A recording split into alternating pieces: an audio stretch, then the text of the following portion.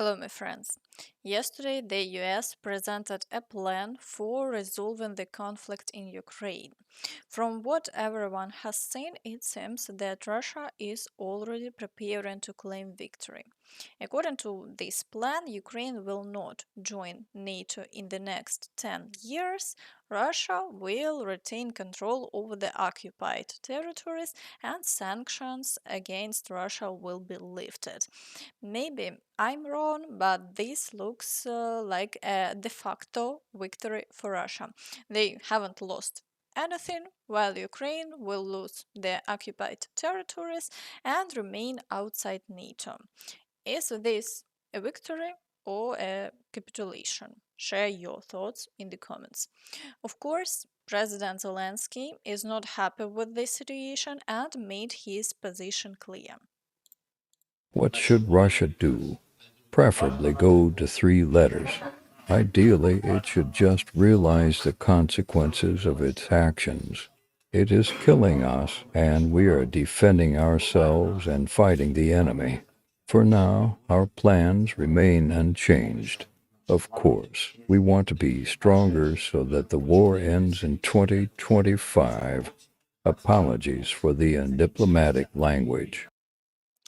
It has been repeatedly mentioned that this is the likely plan the US will pursue.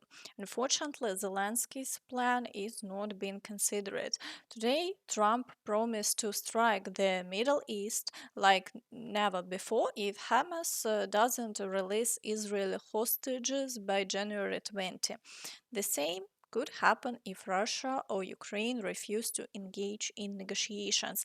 Trump is not Biden, and his approach is entirely different.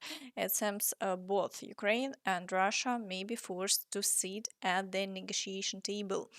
As a result, the Russians have thrown all their forces into advancing on Ukrainian territory, understanding that this war will likely end along the current front line, with these territories going to Russia.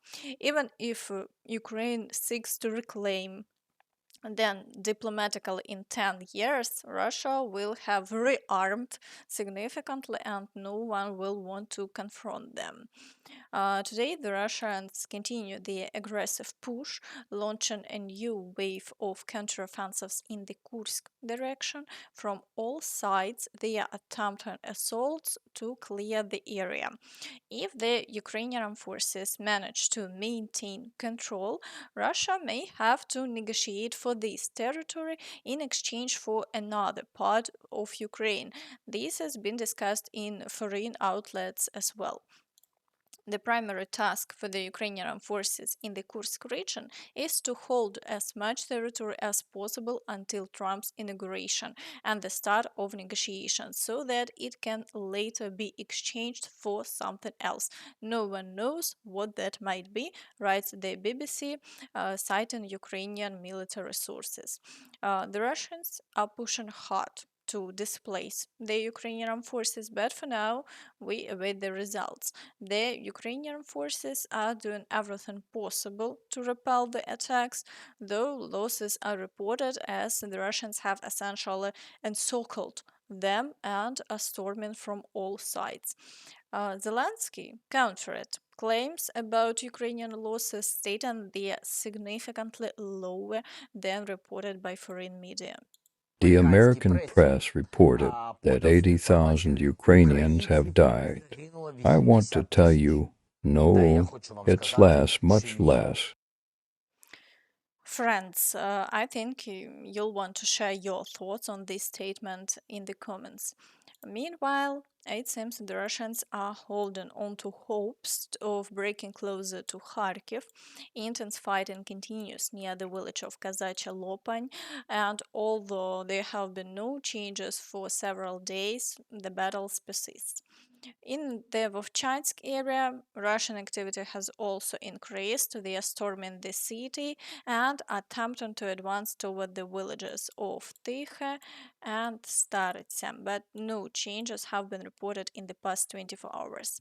Let's move straight to the Pokrovsk direction, as losing Pokrovsk would be a major tragedy for all of Ukraine, while Donetsk was previously considered a subsidized region, the potential loss of the Pokrovsk mine has raised serious concerns about its impact on Ukraine's economy. The Russians clearly understand this as well, which is why they continue advancing toward the mine. They are now just 8 kilometers away and are focusing their efforts on this direction to achieve two goals: capture the mine and encircle Pokrovsk. For 2 consecutive days, Russian forces have been advancing near the village of Shevchenko, where they are deploying significant reserves. At the same time, battles are ongoing near Myrolюбівка, Promeny, Lysivka, Dachinske, and Pushkine. Across the entire front line, the situation remains extremely tense. In the Kurakhove direction, the Russians are continuing assaults along the entire front line. Kurakhove is now almost entirely under their control, with only the western part still held by the Ukrainian forces, where fighting persists. Meanwhile, Russian forces have reached the road near the village of Bahatir, effectively cutting it off. The situation is worsening with each passing day, but the Ukrainian forces continue to hold the defense as much as possible. In the Velika Novosilka area, Russian forces are assaulting the villages of Novy Komar, Velika Novosilka, Novosilka, and Novopil. The situation here is also deteriorating following the capture of Rozdolny. The Russians have made significant advances across the fields and past the highway. Their goal is to push toward the borders of Donetsk region to bring the entire region under their control. Whether they will proceed to capture the Dnipropetrovsk region remains uncertain. They may redirect their forces to other parts of Donetsk region, such as Slovyansk or Kramatorsk, to advance further there. Alternatively, they could attempt to encircle Ukrainian forces by bypassing through the Dnipropetrovsk region. This strategy will largely depend on how much time they have. The sooner Trump pressures Russia to hold the offensive and enter negotiations, the less territory Ukraine may lose. In the Zaporizhzhia direction, the situation remains unchanged. However, reports persist that Russia is planning large-scale assaults. For now, we wait. In the Kherson direction, the Russians continue their attempts to break through to the islands and shut the right bank. However, the situation remains unchanged as the Ukrainian forces successfully repel all attack. So, now, moving to the Toretsk direction. The Russians maintain the activity trying to fully capture Toretsk. However, they haven't achieved any new successes for quite some time, with the Ukrainian forces holding off all assaults.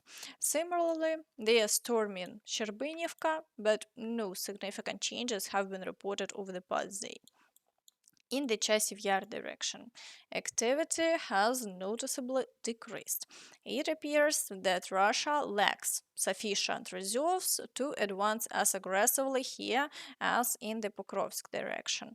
As a result, battles for the city continue, but no new changes have been reported. In the Siversk direction, fighting persists for Grigorivka, along with ongoing shelling along the front line. However, there have been no significant developments over the past day. In the Kreminna direction, the Russians continue assaulting Terny and Zarychne, but have made no progress. The front line has remained unchanged over the past day. In the Borova direction, Russian forces are attacking Zagryzovo, Lozova, and Zeleny High, but they haven't managed to reach Borova as the Ukrainian forces successfully repel all attacks. Further south, battles for Druzhelyubivka and Grekivka also persist, though there have been no changes in the past day. in the Kupiansk direction. Assaults are being recorded only near Glushkivka. However, the front line remains stable and the Russians haven't advanced toward Kupiansk. We will continue to monitor how the situation unfolds. And that's all from me. So please don't forget to like this video, subscribe to the channel, and hit the notification bell to stay updated on all the latest news. Thank you for watching and see you next time. Bye bye.